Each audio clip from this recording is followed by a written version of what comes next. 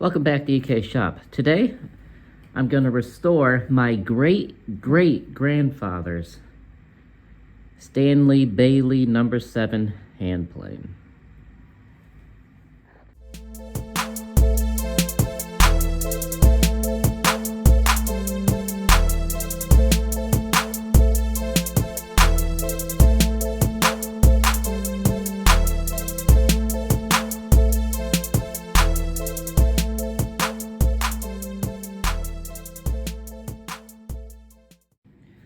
So this very hand plane has been in my family history for over 120 years.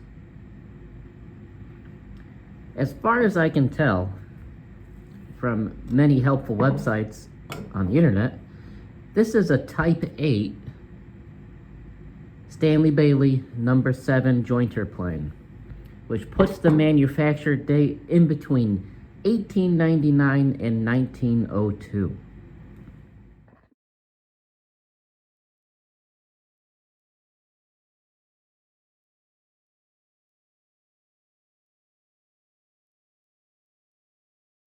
So this is a big plane, coming in at about 22 inches. And if you compare it to a modern Stanley Bailey, this is a smaller size, but it is remarkable how unchanged they really have been after 100 years. It's crazy. I mean, not only is the general shape of the casting the same, but we're talking the blades are very close to each other. The handle shapes are the same. The knobs are very close to each other.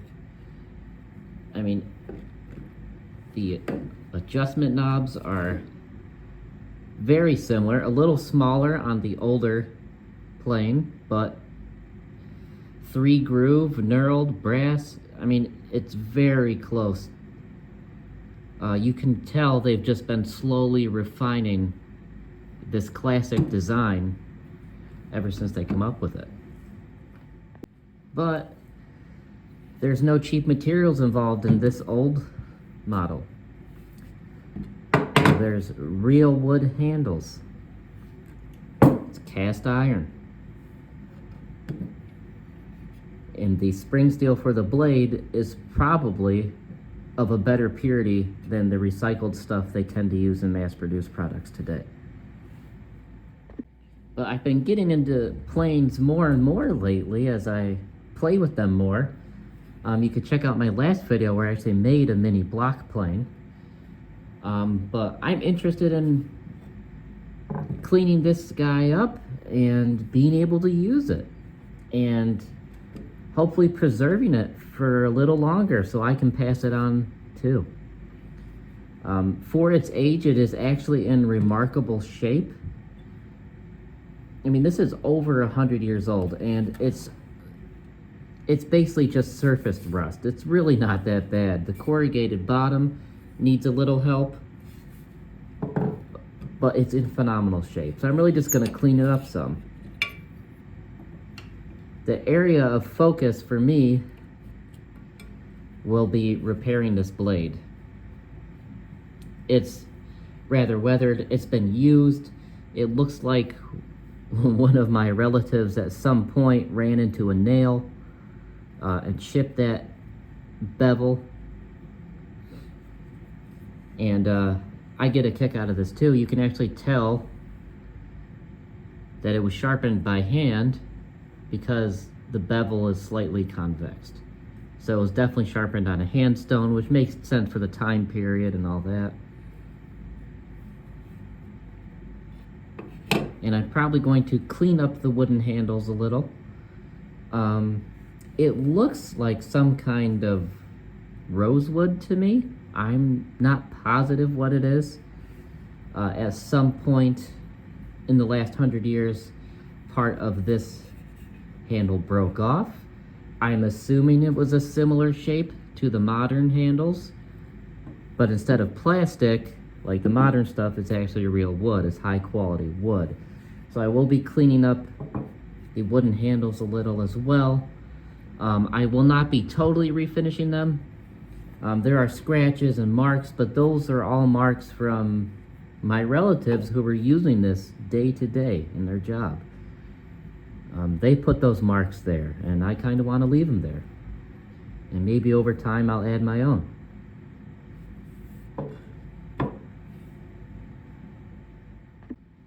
So I'm going to see if I can get these old slotted screws to actually come out. That is one area of concern for me as well. I may be replacing these screws if needed, but if I need to, I will be trying to find the closest equivalent possible. This one on the front knob looks the cleanest, so I guess I'll start with that one, see if it actually comes undone.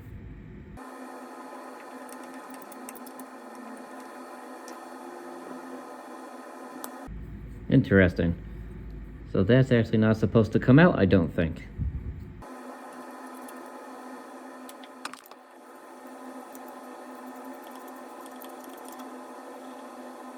Rusty, really not too bad for 100 years. From what I've been told, this sat on the same shelf for an extremely long time before my great-grandmother gave it to my grandfather, who then passed it on to my father,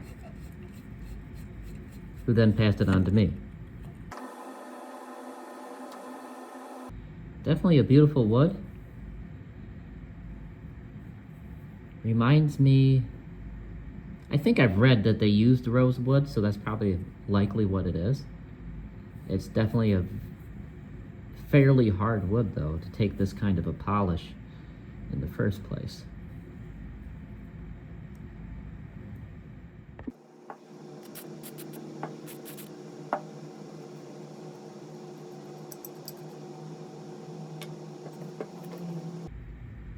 The adjustment knob is the only thing that is very stuck so far. I do want to be careful trying to take it off, so I'm going to let the WD-40 sit on there for a little bit, see if it can loosen it up. It is brass, so I don't want to be throwing channel locks on here and just cranking down on it. I don't want to ruin the knurling or anything like that.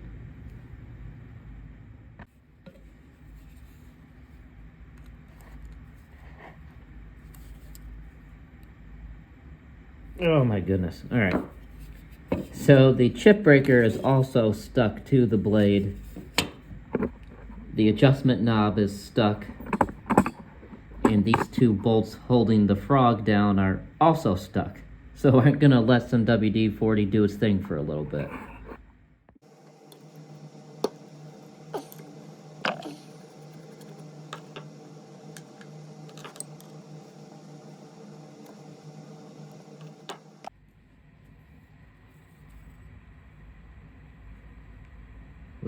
Whoa. Years and years of old shavings are trapped under the frog. Interesting.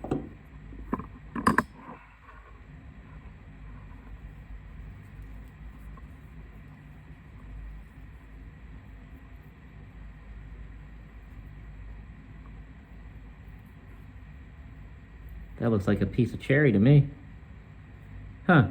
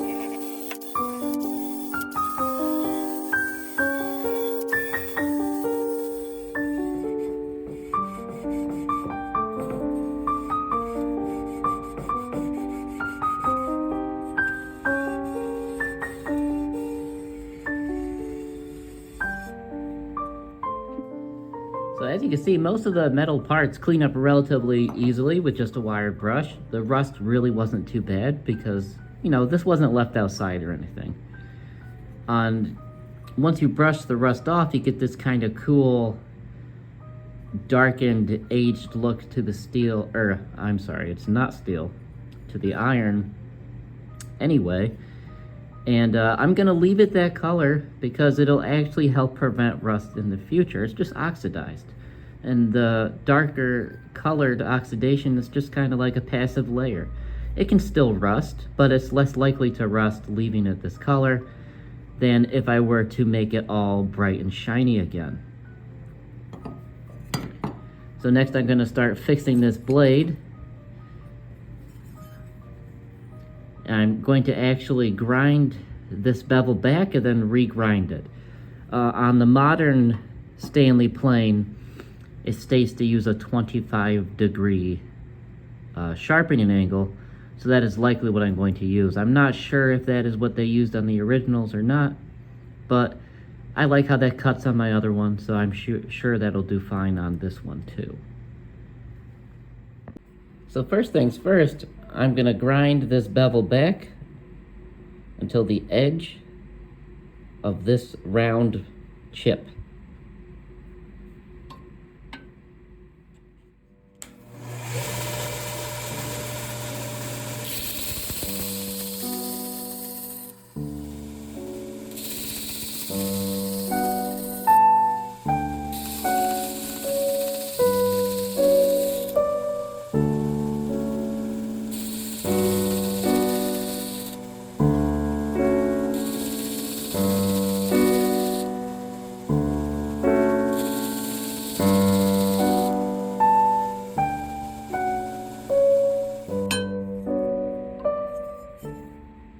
And now I'm just gonna clean up the back a little bit and the front with the belt grinder as well. I noticed it looks like this blade was hit with a hammer several times, so it's a little thicker up here. It's been chewed up a little bit.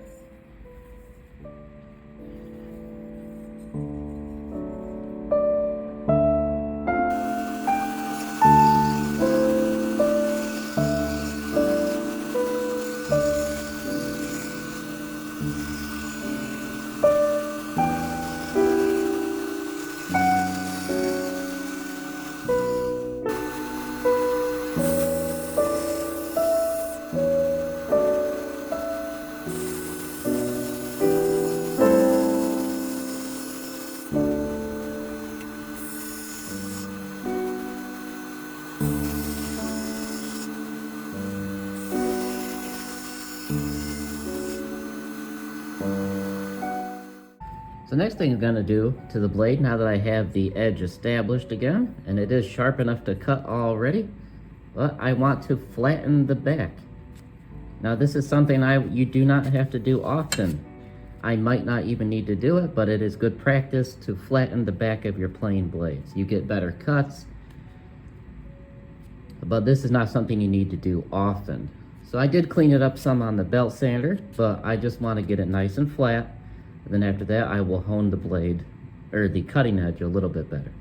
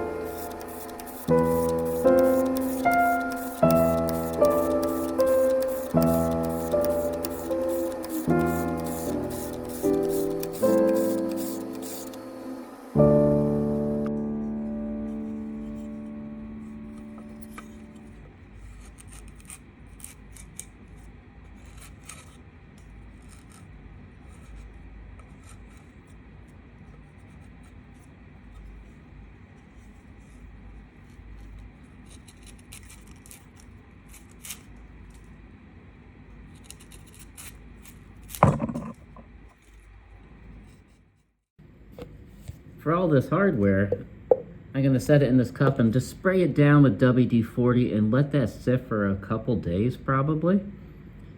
Before I brush it off with my Dremel and a very small brass brush. So I don't want to be too aggressive with this old hardware. Just clean it up a little bit so I can reuse it. Most of it's in good shape. I don't want to be too harsh on this old brass. I don't want to scratch it, so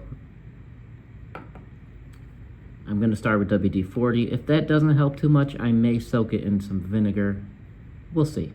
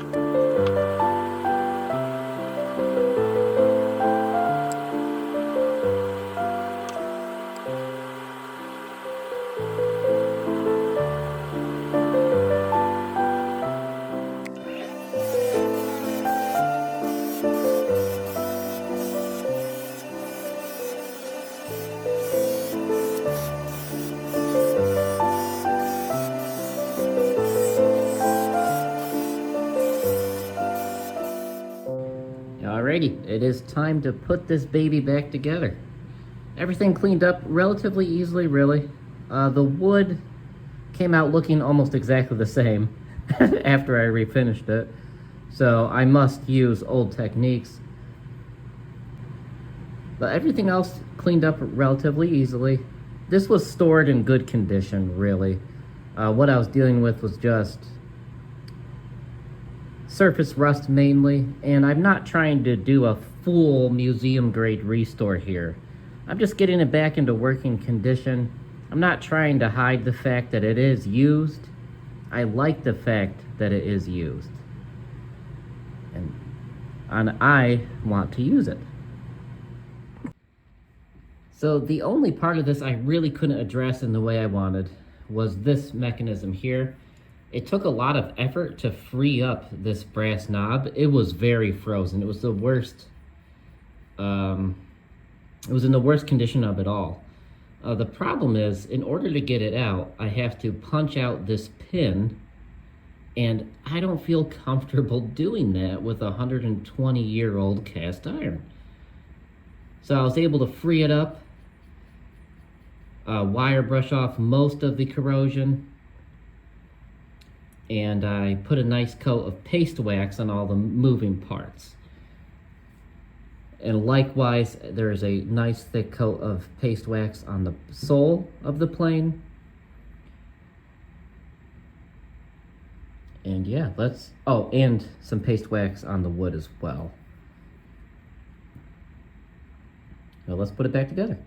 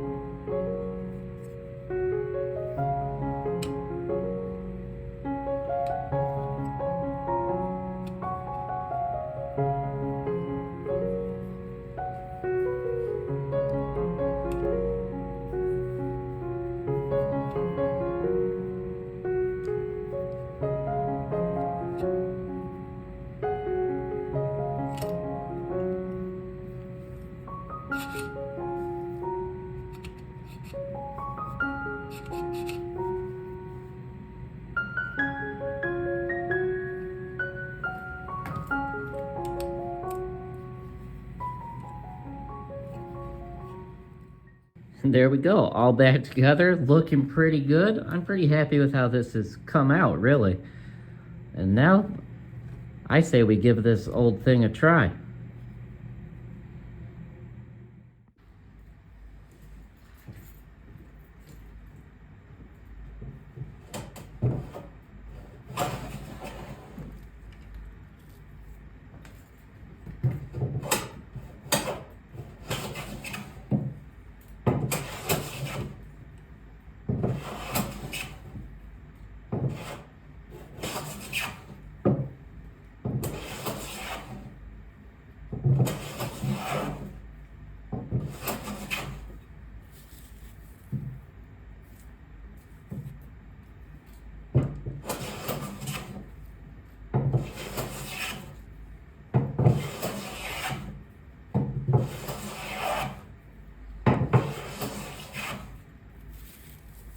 It works great.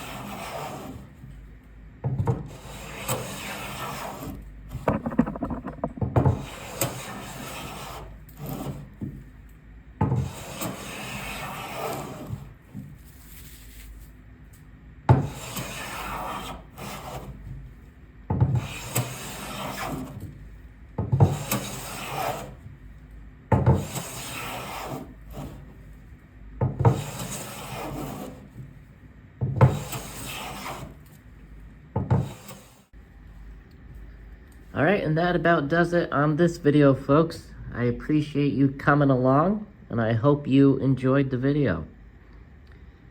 I've taken great pleasure in restoring and using this old jointer plane. Without giving too much family information away, this plane belongs to my great-great-grandfather Charles, who was born in 1884. And his son, Sheridan, was born in 1903. And those two men were the most likely to have used this very consistently. Charles built wooden train cars for a living for many years, and Sheridan was much like me, a jack of all trades. I'm very proud to own this hand plane. I can't wait to use it in all my projects, and I can't wait to pass it on one day. So thanks for watching.